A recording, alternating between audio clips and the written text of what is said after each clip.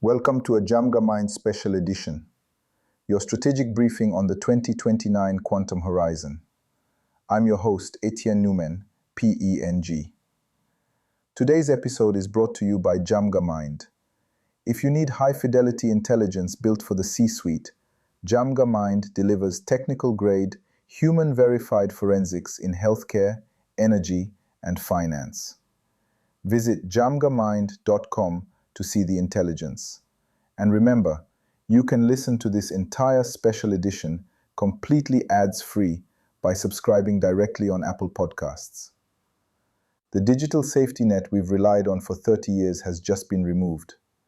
In March 2026, Google research proved that the foundation of our entire financial system, the elliptic curve discrete logarithm problem, can be broken 20 times faster than anyone predicted. This isn't a theoretical concern for the next decade. It is a fiduciary crisis for right now. We are tracking the $600 billion in Bitcoin currently exposed to decryption, the state actors stockpiling our data today, and the massive capital expenditure required to survive the 2029 cliff. Let's unravel the forensics. Imagine looking at the public blockchain, right? And you just see 6.8 million Bitcoin. Which is roughly $600 billion, just for context. Right, $600 billion. Yep. And it's just sitting there, completely unprotected in these glass vaults. And then imagine that Google just published the exact mathematical blueprint to completely shatter that glass. Yeah. I mean, that's not a pitch for a sci-fi thriller. That was reality in March 2026. Welcome to the deep dive. It really is a watershed moment in the history of cryptography. Yeah. We are actively stepping into a reality where the fundamental locks on our digital world are suddenly obsolete. Exactly. And that is exactly why we're here today. For this session, we're stepping into our roles for Jamga Mind. I'll be acting as your lead forensic cryptographer. And I'll be taking the lens of your macroeconomic risk strategist. But look, we aren't just here to read the news to you. We're going to perform a clinical, highly technical impact autopsy on the March 2026 Google quantum breakthrough. And more importantly, we're dissecting its systemic threat to global finance. Right. We're pulling from this massive fiduciary risk assessment report. It's titled Quantum Threat to Digital Assets.pdf. Alongside the actual Google research white paper, of course. Yeah, and I have to say, the Google paper has this chillingly calm title. It's called Safeguarding Cryptocurrency by Disclosing Quantum Vulnerabilities Responsibly. I mean, the clinical tone of that title really masks the severity of the intelligence inside. It really does. We need to set the stakes immediately for you. What you need to understand is that cryptographic security has permanently crossed a line here. It's no longer a hypothetical. Exactly. It's moved from this distant theoretical horizon, something scientists debated in academic conferences and thought, oh, maybe this happens in 2040. Right. It's moved from that into a quantifiable, immediate operational risk. So if you've ever, say, texted medical info to your doctor or used a VPN for work or even bought a tiny fraction of a digital asset. The math protecting your life just got put on a very short stopwatch. Okay, let's unpack this. Because to understand the panic rippling through the financial sector right now, we really have to understand how the physical machines just completely changed the timeline. The hardware collapse. Right. Task one. Let's go back to that March 2026 breakthrough. Yeah. What was the old assumption and what did Google actually prove? Well, to appreciate the scale of this hardware collapse, you have to look at the math that secures almost everything we do online today. Okay. It's called the elliptic curve discrete logarithm problem, specifically a standard known as ECDLP 256. Right. So this is essentially the math that makes it incredibly easy for your computer to multiply massive prime numbers together to create a public key. Yes, exactly. But it's virtually impossible for any classical computer to reverse engineer that multiplication to find your private secret key. It's a one-way mathematical street. That's the absolute core of it. And for a long time, the consensus in the cryptographic community was that to reverse engineer that math using a quantum computer... With Shor's algorithm, right? Right, specifically by running Shor's algorithm. They thought an attacker would need a staggering amount of hardware to pull it off. How much hardware are we talking about? The universally accepted estimate was that you would need roughly 20 million physical qubits. 20 million, which I mean, that sounds like an impossible mountain to climb, It was. especially when you consider that just a few years ago, the most advanced quantum labs in the world were throwing parties because they managed to string together, what, 50 or 100 stable qubits? Exactly. 50 qubits was a massive deal. So why was that initial estimate so astronomically high? It all comes down to the fragility of quantum mechanics. Physical qubits, the raw microscopic hardware components that actually process the quantum information, are incredibly sensitive. Like how sensitive? Well, if the temperature in the room changes by a fraction of a degree, or if there's electromagnetic interference, or frankly, even a stray cosmic ray hitting the processor. A cosmic ray. Yes, Yeah. literally, any of that happens, and the qubit loses its quantum state. It's a process called decoherence.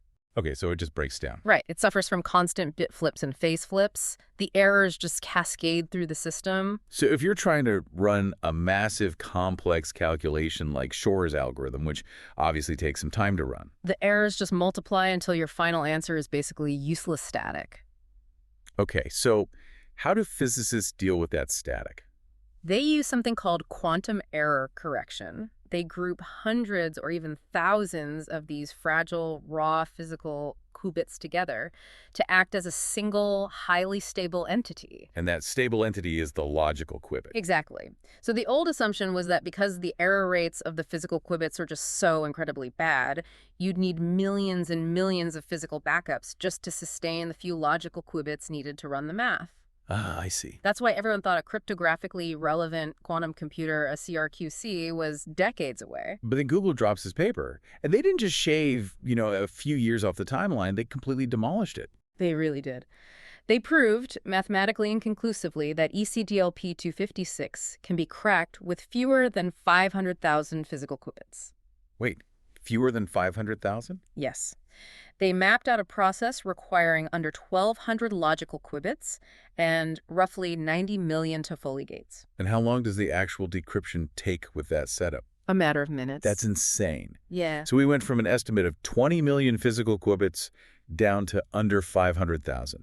That is a 20x reduction in the physical hardware requirements overnight. It obliterates every previous threat model we had, period. Wow. And to make sure the world understood that they weren't bluffing, Google immediately established a firm 2029 deadline for its own internal transition to post-quantum cryptography. So they essentially gave the planet a 3-year warning. Precisely. But, how is a 20x speedup even physically possible? It sounds like they fundamentally changed the laws of physics. Well, they didn't change physics, but they did achieve a monumental architectural shift. Okay, what kind of shift? The industry has officially moved out of what we call the NISQ era, the noisy intermediate scale quantum era, And into what? into the era of scalable fault tolerance.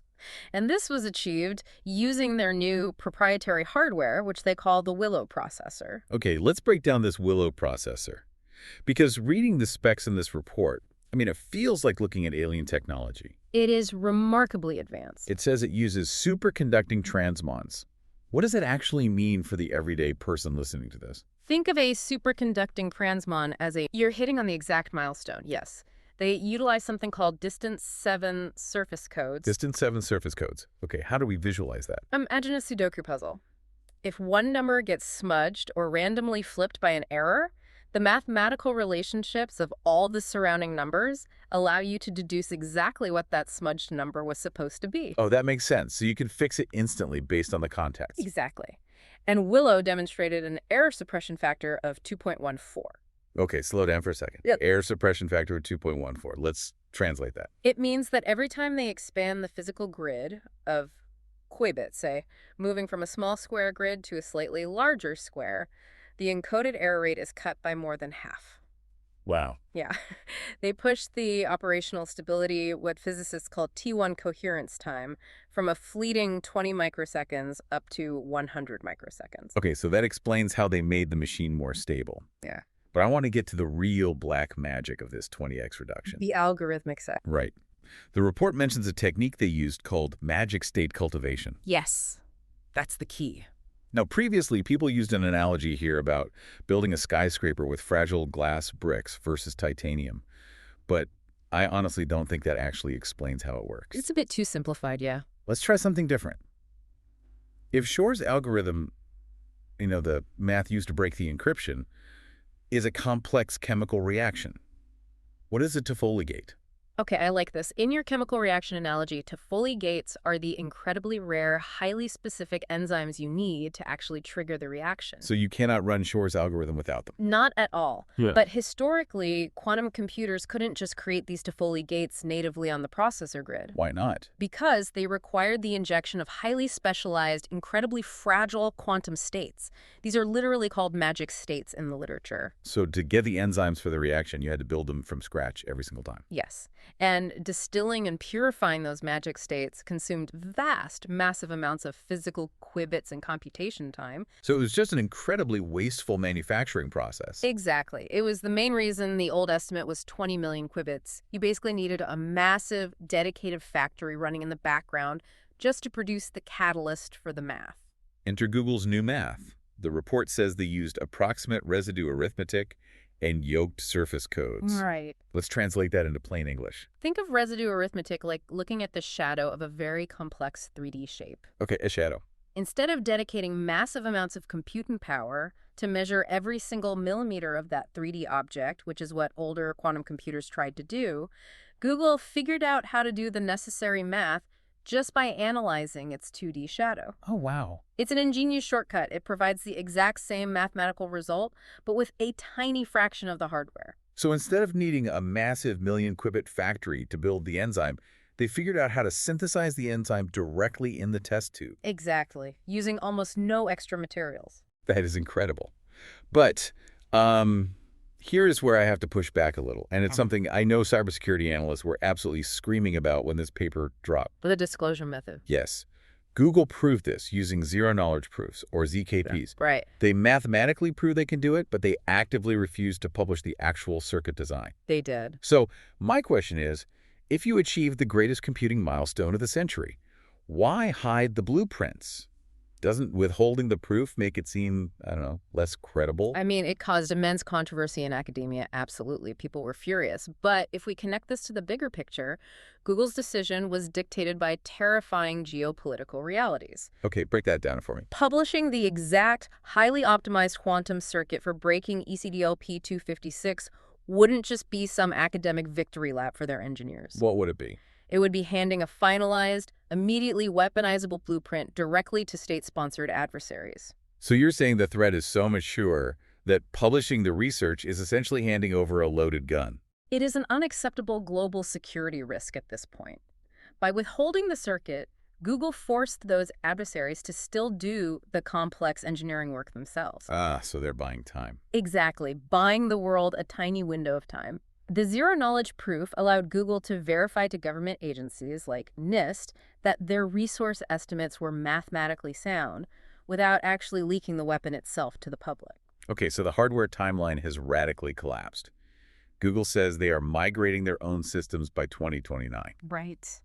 So you might logically think, all right, we have roughly 3 years to panic, upgrade our corporate servers, and build thicker digital walls. That's the natural assumption. But that assumes the threat starts the day the machine turns on. Right. And that is a fatal assumption. Because the terrifying reality we found in this intelligence stack, looking at task 3 here, is that the attack has actually already happened. That is without a doubt the most insidious aspect of this entire threat model. You're talking about HNDL. Yes.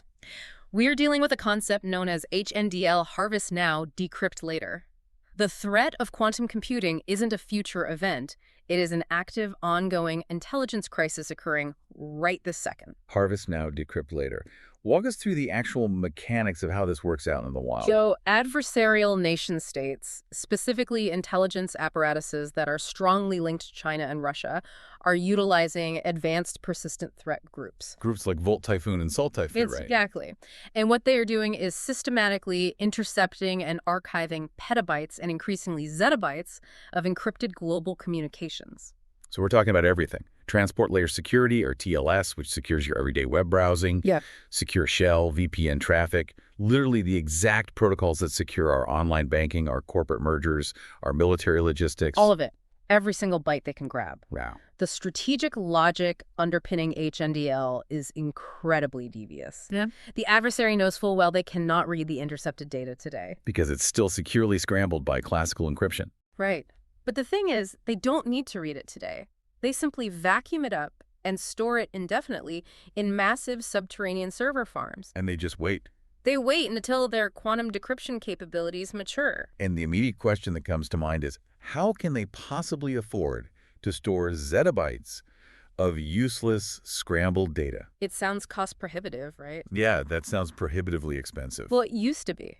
But the economic calculus is completely flipped in favor of the adversary. How? The cost of long-term digital storage has plummeted by an astonishing 95% since 2010. 95%. Yes.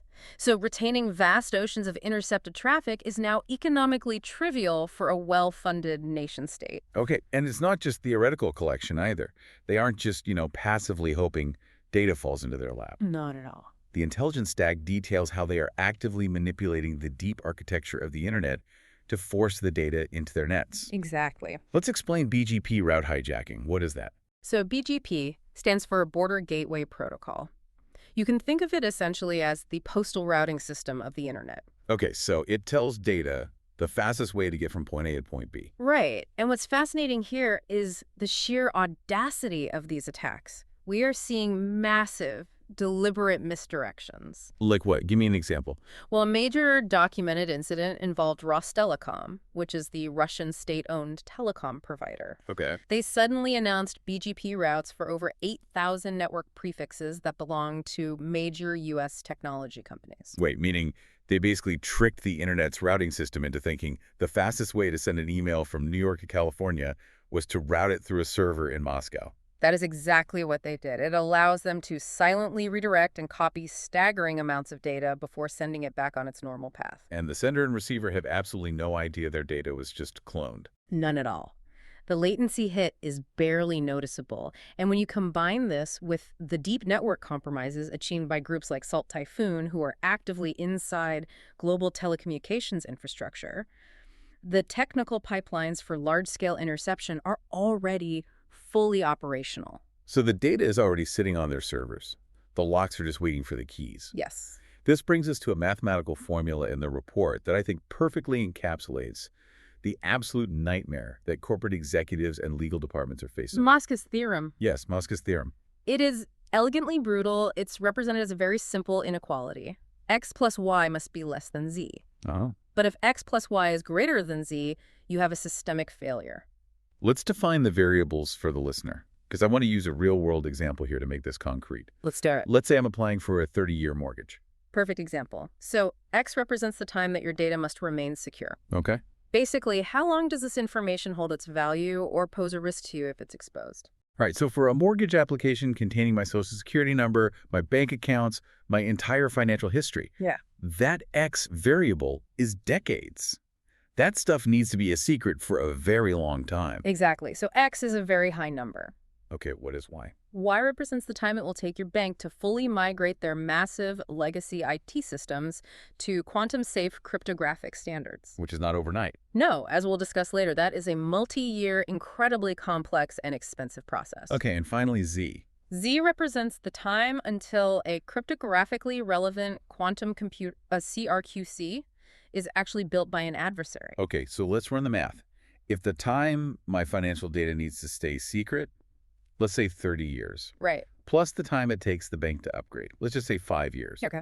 If that total was greater than the time it takes an adversary to build the quantum computer, Right. which Google is essentially saying is 3 years away. Then the cryptographic system has already failed. You have already lost. Because by the time the bank actually finishes upgrading in 5 years, the adversary will already possess the machine capable of reading the mortgage application you transmitted yesterday. That is terrifying. And this leads us to what the report calls the regulatory paradox. Yes. Which is, frankly, one of the most tragic ironies I've ever seen in cybersecurity. It really is a double-edged sword. Let's look at that X variable again. The time data must remain secure. For a casual text message, X is very short. Who really cares if someone reads your grocery list in 10 years? Exactly. The value expires quickly. But for the global financial sector, X isn't a choice. It is legally mandated. Precisely. We are talking about strict, highly punitive regulatory compliance frameworks. Like what? Well, the Sarbanes-Oxley Act, or SOX for corporate accounting in the U.S., the General Data Protection Regulation, GDPR, in Europe, HIPAA for medical records. Right. These laws legally mandate that corporations retain financial records, mergers and acquisitions communications, personally identifiable information, and proprietary IP. And they have to keep it for a long time. Mandatory periods ranging from 5 to 25 years. And sovereign defense records require up to 50 years of retention. So the very laws that lawmakers designed to protect your data, to ensure corporate transparency and patient privacy, are legally forcing companies to keep your X variable dangerously high. That's the paradox. They are essentially mandating that highly sensitive, encrypted data be kept on a silver platter for future quantum decryption. It creates a massive quantum time bomb for corporate liability. It absolutely does. Because of these compliance laws, any long-lived financial data transmitted today using vulnerable encryption is definitively compromised if it gets swept up in a BGP hijack. So if you are a C-suite executive listening to this, HNDL fundamentally redefines the timeline of a cyber breach for you. Entirely. The breach doesn't happen in 2029 when the quantum computer turns on. The breach is occurring silently today, right now, while you are listening to this deep dive.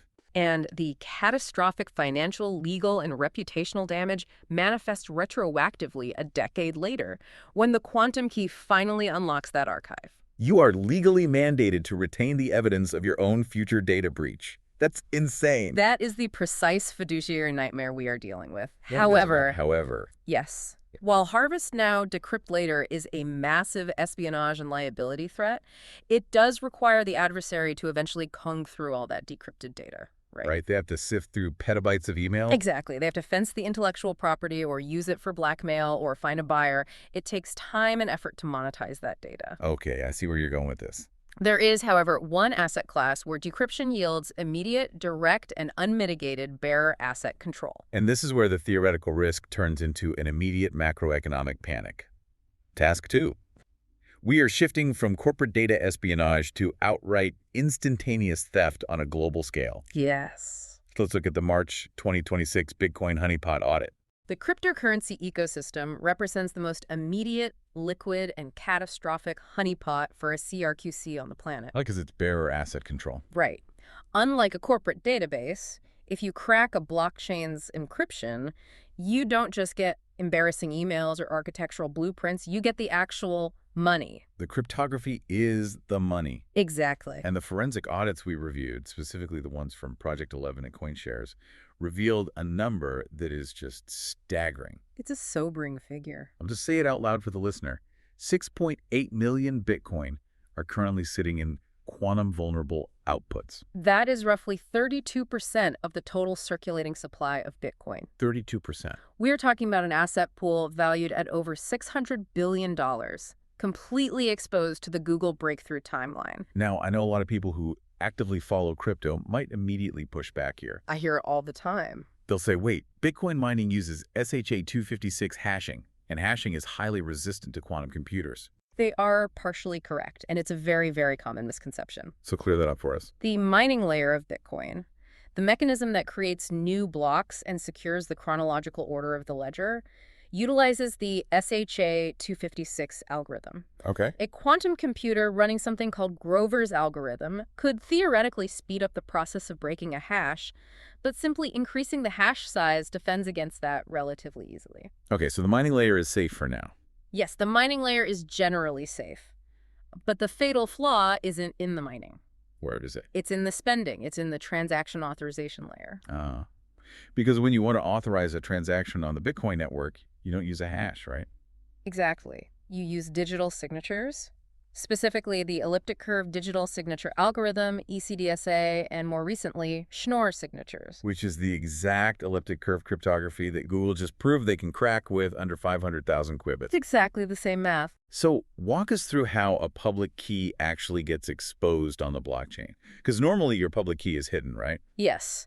Under normal best practices, your public Bitcoin address is actually a cryptographic hash of your public key. Okay, so it's masked. Right. As long as you only receive funds to that address, your actual public key remains completely hidden behind that hash. And a quantum computer can't break the hash.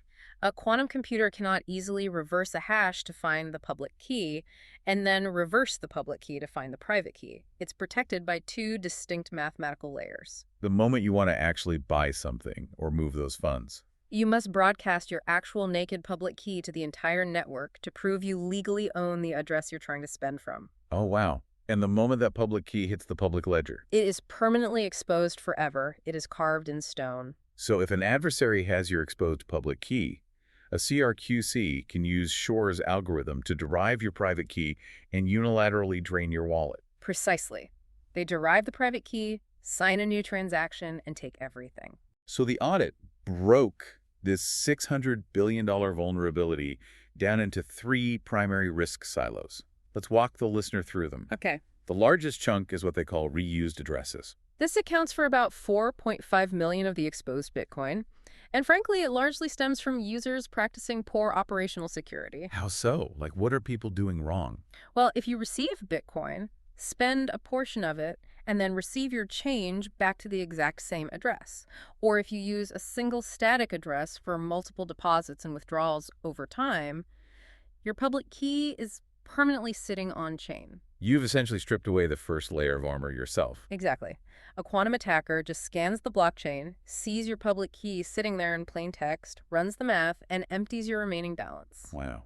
Okay, what's the second silo? The taproot key path spends. Okay, and how many Bitcoin is that? This accounts for roughly 600,000 Bitcoin, and this is a fascinating piece of technological irony. Why is it ironic? Because the 2021 Taproot upgrade was widely celebrated as a massive leap forward for Bitcoin privacy and smart contract flexibility. Right, everyone's very excited about Taproot. But its specific design inadvertently exposes public keys on-chain when users utilize what are called key path spends. So in trying to upgrade the network, they accidentally exposed it. Yes.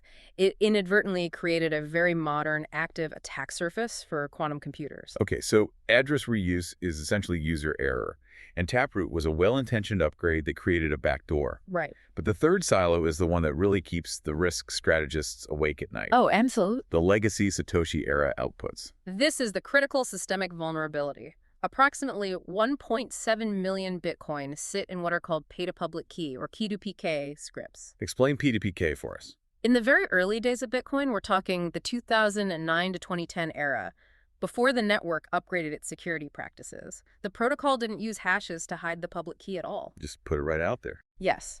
It used the public key directly as the receiving address. Meaning the public keys for the oldest, largest wallets in existence have been completely naked, fully exposed on the blockchain since the network was literally born.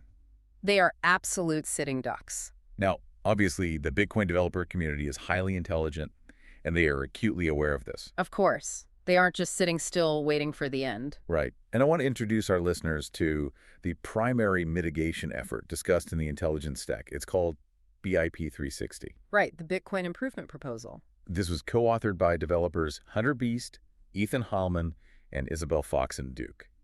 And by February 2026, this was officially merged into the draft repository. And a firm called BTQ Technologies actually deployed it on a quantum testnet, proving it works in a sandbox environment. So how does BIP 360 attempt to patch a $600 billion hole?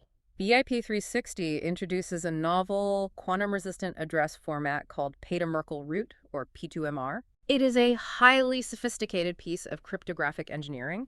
It directly addresses the vulnerabilities we just discussed by systematically eliminating the key path spend mechanism entirely. Okay, pay-to-Merkle root. I'm going to need you to explain this like I'm 5. How does a Merkle root actually hide a key from a quantum computer? Let's use an analogy. Imagine you want to get into an exclusive club, but the bouncer needs to verify you are over 21. Okay. The old way, the exposed public key way, is handing the bouncer your entire driver's license. The bouncer, and anyone looking over his shoulder, sees your home address, your exact birth date, your height, everything. All the raw data is exposed just to prove one thing. Exactly. P2MR changes the mechanism entirely. Instead of handing over your raw ID, you hand the bouncer a mathematically verified, cryptographically sealed envelope. A sealed envelope. Right. The math proves, beyond a shadow of a doubt, that the person holding the envelope meets the condition of being over 21. The bouncer lets you in, but the envelope is never actually opened. So your actual data, your public key, is never revealed to the crowd. Exactly. You commit to the proof without revealing the sensitive underlying data. That sounds like a brilliant, elegant solution. You just upgrade your wallet to use this sealed envelope method, P2MR, and you're safe. In theory, yes. But As we both know, reading the fine print of this forensic audit reveals some absolutely terrifying bottlenecks to actually implementing this globally. The logistics are a nightmare. First, the report distinguishes between long-range and short-range attacks. This is a crucial and deeply concerning caveat. BIP 360 is explicitly a partial mitigation. It only protects against long-range attacks. Meaning a scenario where your public key is sitting dormant on the blockchain for months or years, giving the attacker plenty of time to run their quantum computer in the background. Correct. P2MR prevents your key from resting passively on-chain. However, it offers absolutely zero protection against a short-range attack. Walk me through a short-range attack. Consider the life cycle of a Bitcoin transaction. When you hit send, your transaction doesn't instantly become permanent. Right. It has to be confirmed. It is broadcast to the network and sits in what's called the mempool, essentially a waiting room waiting to be selected by a miner, confirmed, and added to a block. And how long is that window? That window is roughly 10 minutes on average. So if a state actor has a fast enough quantum computer, They monitor the mempool. The moment you broadcast your transaction, they intercept it. They use Shor's algorithm to derive your private key from the data you just broadcast, all within that 10-minute waiting room window. while you're just sitting there waiting for your transaction to clear. Yes. They then immediately create a counterfeit transaction, sending your funds to their own wallet instead. And how do they make sure their transaction goes through instead of yours? They attach a massive mining fee to their fake transaction, ensuring the miners process the attacker's transaction first. Your funds are stolen in real time, right in front of your eyes. That is brutal. And securing against that kind of live, short-range mempool attack would require abandoning the current digital signatures entirely, right? Yes. It would require hard forking the network to use massive post-quantum signatures. Which we will get into later. But those signatures are so large, they would absolutely destroy the network's bandwidth. Exactly. And speaking of bandwidth, that leads to the second massive hurdle. Throughput limits. The physical pipes of the network. Right. Even if everyone on Earth woke up tomorrow and agreed to migrate their funds to P2MR right now to stop the long-range attacks, the network literally cannot handle the traffic. The logistics of migration are an absolute nightmare. Bitcoin intentionally processes only a very small number of transactions, about 3 to 10 per second, Why so few? to ensure the network remains decentralized and easy for anyone to run a node. But the audit notes there are roughly 187 million existing unspent transaction outputs, or UTXOs, that need to be migrated to new P2MR addresses. I saw the math on this in the report, and it absolutely floored me. Walk the listener through the timeline. Cryptographic researchers calculated a strict mathematical lower bound. If the entire global Bitcoin network dedicated 100% of its block space purely to processing migration transactions, Nothing else. nothing else, it would take 76 days of continuous operation. Wait, 76 days of zero other transactions? Zero. You're saying the entire global Bitcoin network would have to completely freeze all daily commerce, all regular transfers, for 2.5 months just to upgrade the security. That is the absolute best-case mathematical scenario. That's not a viable solution. That's a death sentence for the network's usability. Which is exactly why it's impossible. Now, assume a highly optimistic, realistic scenario where 25% of total network bandwidth is allocated purely for migration. Okay, 25%. How long does that take? That takes over 300 days. But when you factor in network congestion, the inevitable fee market spikes as people panic to move their funds, and the simple reality that many users simply won't pay attention or understand the urgency. What's the real timeline? A full, safe network migration is estimated to take up to 7 years. 7 years. And Google just told us the hardware will be ready in 3. The math simply does not compute in favor of the blockchain's survival And it gets even worse. because of the legacy coins. Yes, we have to talk about what the report calls the un-spendable risk. This is the elephant in the room that the Bitcoin network fundamentally cannot resolve without breaking its own core tenets. We discussed the 1.7 million legacy Satoshi-era coins in the naked P2PK format earlier. Right. These coins don't just have exposed public keys. The people who own them are largely incapacitated, deceased, or have simply lost their private keys over the last 15 years. Satoshi Nakamoto themselves being the prime example. The creator vanished over a decade ago. Exactly. Because the original owners are physically absent or lack their keys, they physically cannot cryptographically sign the transactions required to manually migrate those funds to the new quantum-safe P2MR addresses. So they are trapped. A permanent, immutable, unpatchable vulnerability. When a CRQC comes online, those dormant, highly concentrated legacy wallets will act as the ultimate cryptographic honeypot. We are talking about $150 billion plus, sitting in wallets with completely exposed locks, waiting for the first state actor to build the quantum key. And this terrifying reality has triggered what the report describes as an ideological civil war within the Bitcoin developer community. And I want to make this explicitly clear to you, the listener, right now. Very important point. We, as your strategic advisors, are taking zero sides in this deeply political and ideological blockchain debate. Our job is not to tell you who is right or who is wrong. Absolutely not. Our job is purely to map the catastrophic structural reality of the impasse. That is the correct fiduciary approach. We are clinically analyzing the proposed solution and the resulting fallout. Right.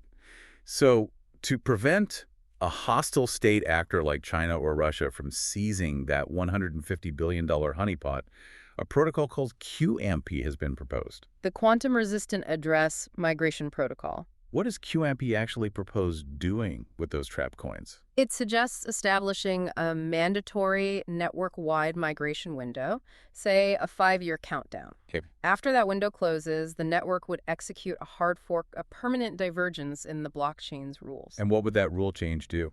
The code would be changed so that any legacy coins that haven't been manually migrated to a quantum-safe address are either permanently frozen or outright burned, rendered unspendable forever. Essentially destroying Satoshi's coins to save the network from a state actor takeover. That is the proposal, yes. Which is why Side A of this civil war argues for network survival. They say, look, if we don't burn those coins, an adversary will use a quantum computer to steal them, instantly centralizing the network and weaponizing the largest supply of digital gold in existence against us. The network dies if we do nothing. A valid security concern. However, Side B argues from the foundational cypherpunk ethos. Right. Bitcoin's entire value proposition, the reason it has any value at all, is based on absolute property rights, immutability, and censorship resistance. The idea that no one can take your money. Exactly. If the developers or the node operators decide they have the authority to forcibly confiscate or violently destroy $150 billion of someone else's property, Even to save the network from an external threat. they have destroyed the very premise of Bitcoin. It ceases to be decentralized, immutable money. It just becomes another system where the rules can be changed by a ruling class. It is a true systemic paradox.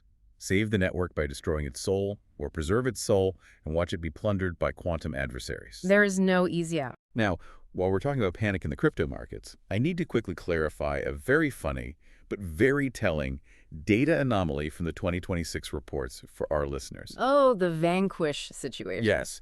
If you were reading the crypto forums or financial Twitter around March 2026, you might have seen people absolutely panicking about something called Vanquish, thinking it was a delayed Ethereum quantum upgrade. Yes, the Vanquish misconception. It perfectly highlights how chaotic and reactionary the intelligence gathering around quantum readiness has become in the financial sector. It really does. Because Vanquish has absolutely nothing to do with Ethereum, cryptography, or blockchains whatsoever. Right. It was heavily rumored to be a delayed Ethereum fork, causing this mini sell-off. Yeah. But if you actually trace the 2026 literature, Vanquish refers to the phase 3 clinical trial for an obesity drug developed by Viking Therapeutics.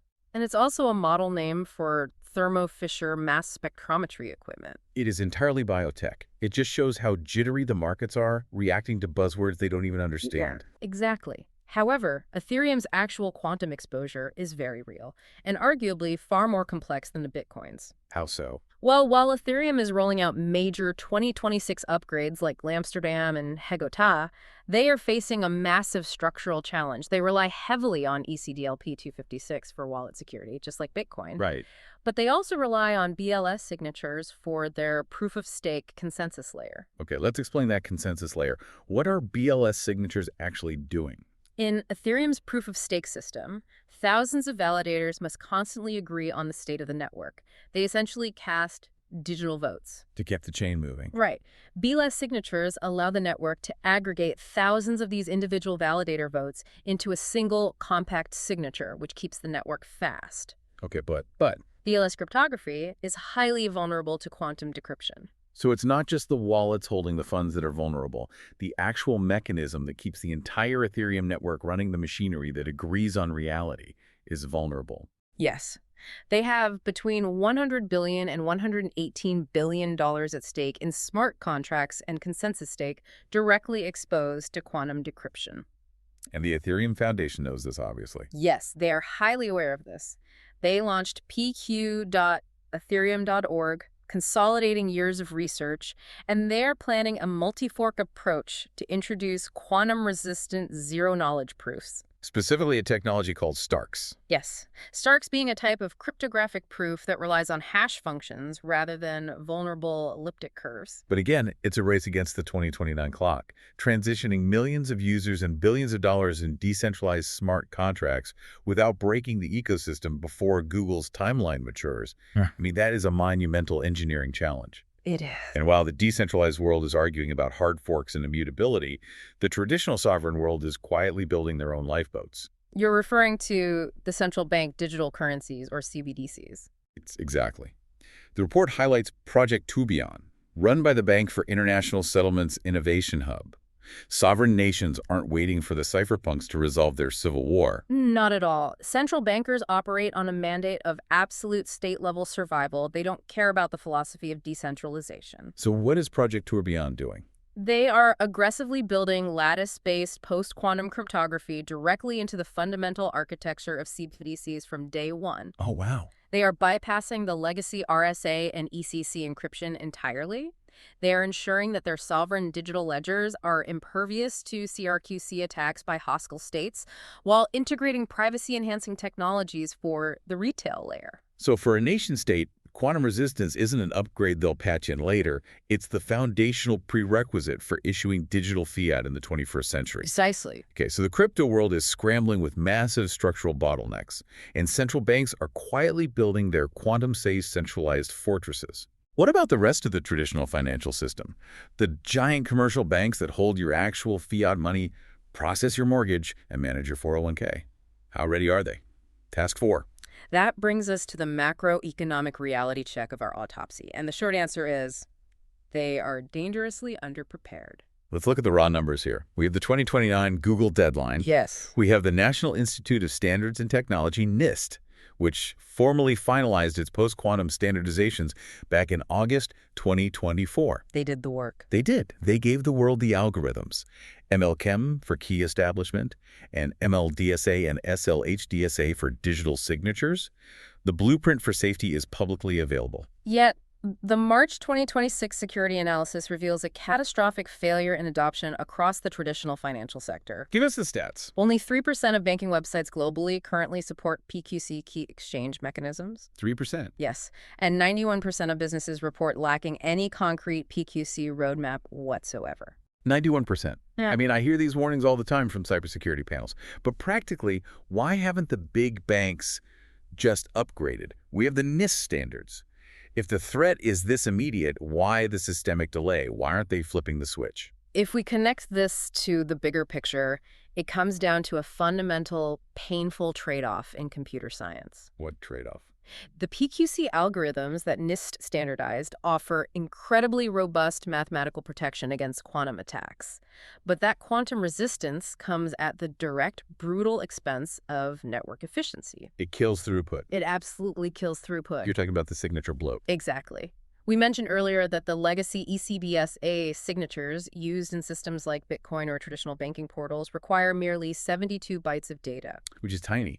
It fits in a microscopic packet of data. It moves instantly across the globe. But if you transition a banking network to use a PQC digital signature utilizing the NIST standard MLDSA, that signature explodes from 72 bytes to approximately 2,420 bytes. And if you require the absolute highest level of security using the stateless hash-based CFIN-CS Plus standard, a single signature can reach upwards of 29,000 bytes. Let me just repeat that. From 72 bytes to 29,000 bytes. That is a 30x to 400x explosion in data size just to prove you are authorized to log into your account or send a message.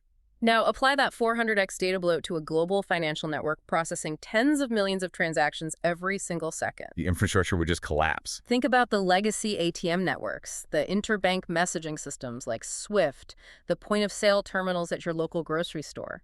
These systems operate on strict legacy bandwidth constraints. So if you force a 29,000-byte signature through those old pipes, the network threatens massive latency degradation. The network would literally choke on the security. It requires a staggering physical overhaul of the hardware infrastructure just to widen those pipes. which means we are no longer just talking about downloading a software patch. We were talking about massive capital expenditure, CapEx. Exactly. Real hard dollars. Let's look at the estimated bill for survival. The U.S. federal government estimates it will cost $7.1 billion just to migrate their own federal civilian systems. And for a Tier 1 systemically important financial institution, the massive global banks, the financial burden is immense. Just Phase 1, which is purely the discovery phase, cost between $2 million and $20 million. And Phase 1 isn't even fixing anything. It's literally just paying consultants to find the problem. Why is it so expensive just to find it? Because modern banking infrastructure is built on layers and layers of decades-old code. Right. It involves deploying automated discovery tools to hunt through millions of lines of aging COBOL code in monolithic basement mainframes just to find where the legacy cryptography was hard-coded into the system in 1995. You can't upgrade a lock if you don't know where the door is. Exactly. And then comes Phase 2 and 3, the core implementation, replacing thousands of physical hardware security modules, expanding fiber optic bandwidth globally to handle that massive signature bloat. We are looking at $50 million to $500 million plus per institution in pure CapEx. Now, despite the massive industry lag, the report does highlight a few pioneers who recognized the 2029 cliff and started spending the capital early. Right, there are some early movers. JP Chase has partnered directly with NIST and is aggressively deploying quantum-safe encryption research internally. Banco Sabadell in Spain ran live production pilots using crypto agility wrappers from a vendor called Quasecure. Crypto agility wrappers are a very smart play. What does that actually do? It proves you can encase legacy systems in a protective quantum-safe layer without having to violently rip out the core architecture immediately. It's a stopgap, but a highly effective one. Okay, who else? Well, Intesa Sanpaolo in Italy is integrating KQC with machine learning for fraud detection. HSBC is prioritizing capital investments for transaction banking. And there is a massive, unnamed top 5 EU retail bank working with Accenture to build a fully cloud-native, API-first PQC core banking platform targeting a 2028 go-live. So some of the giants are moving. But I want to zero in on something really fascinating in the risk assessment regarding how these banks are paying for it. You called it fiduciary resource mispricing. Yes. Walk us through the regulatory accounting disparity between banks in the European Union versus banks in the United States, because it seems like accounting rules are literally dictating national security right now. This is a critical nuance for corporate strategists, and it explains a lot of the lag in the U.S. Financial institutions operating in the European Union are benefiting from a unique accounting advantage. Under what laws? Under the Digital Operational Resilience Act, or DORA, and the International Financial Reporting Standards, IFRS. Okay, how do those specific EU rules help a bank buy quantum security? Under IFRS, EU banks are legally permitted to capitalize these massive PQC upgrade investments as intangible assets on their balance sheets. Oh, wow. So instead of taking a $200 million hit to their profit and loss statement this quarter, which would absolutely terrify their shareholders and tank their stock price. Exactly. They can amortize that massive CapEx over time through structured depreciation.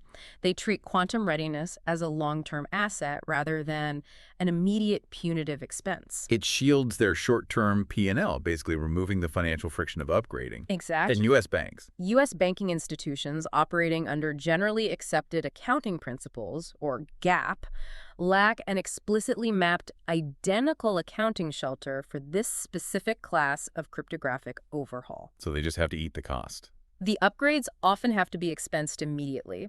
It requires highly strategic balance sheet management to absorb the shock of these transition costs without spooking shareholders. Consequently, U.S. bank executives are financially incentivized to delay the upgrade as long as possible. Sadly, yes. So the EU has essentially engineered a regulatory environment that incentivizes quantum readiness, while the U.S. framework makes it a painfully bitter pill to swallow. It's a massive oversight. But no matter the accounting, Every institution has to swallow it because the alternative leads to a concept that is, frankly, apocalyptic for the markets.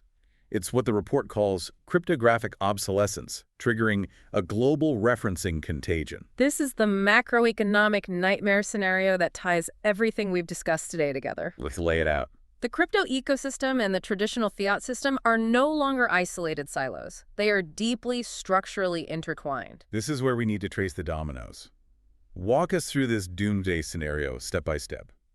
How does a quantum attack on a decentralized blockchain literally burn down the traditional sovereign bond market? It starts with the realization that the traditional market is severely mispricing the cryptographic obsolescence risk factor. Okay. Bitcoin's entire institutional investment thesis rests on its narrative as digital gold. It is mathematically provable, absolutely scarce, and completely immutable. Right. Trillions of dollars of institutional investment are predicated on that mathematical guarantee. It has value because we mathematically trust that no one can forge it and no one can steal it. Now imagine the morning a state actor utilizes a CRQC to break the ECDSA signatures on Satoshi Nakamoto's legacy wallet, The Genesis coins. the foundational assets of the network. They suddenly move. The moment those 1.7 million coins are mobilized by an unauthorized entity, the absolute scarcity narrative violently breaks. The immutability is shattered live on the blockchain for the whole world to see. The underlying cryptographic trust model of the entire asset class evaporates instantaneously. You would see an immediate catastrophic devaluation of Bitcoin.